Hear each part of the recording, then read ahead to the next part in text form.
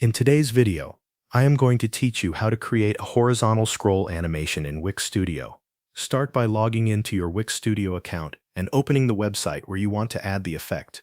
Once you are inside the editor, click Edit Site to begin making changes. Next, go to the section where you want the horizontal scroll animation to appear. You can either add a new section or select an existing one depending on your layout. After that, place the content you want to animate inside that section. This could be images, cards, text blocks, containers, or any other elements that fit your design. Once your content is in place, select the specific element or container that you want to move horizontally as the visitor scrolls through the page. When the element is selected, look for the animation or interactions icon in the floating toolbar. Click it to open the animation options. From there, choose Scroll Animation. This will allow the movement of the element to respond to the page scroll. In the available effects, select a horizontal movement option.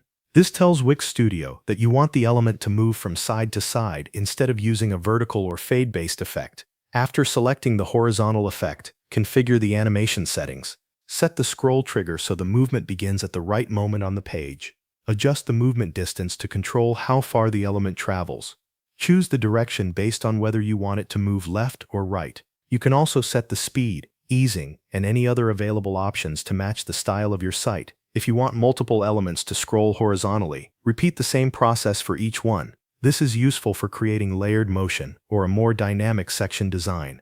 Make sure each element has settings that work well together so the animation feels smooth and intentional. When you are done setting up the animations, click Preview and scroll through the page to test the effect. Watch how each element moves and check that the timing, distance, and direction feel natural. If needed, go back and fine-tune the settings until everything behaves the way you want. Once you are satisfied with the result, click Publish to make the animation live on your website. Thanks for watching. That covers everything you need to know.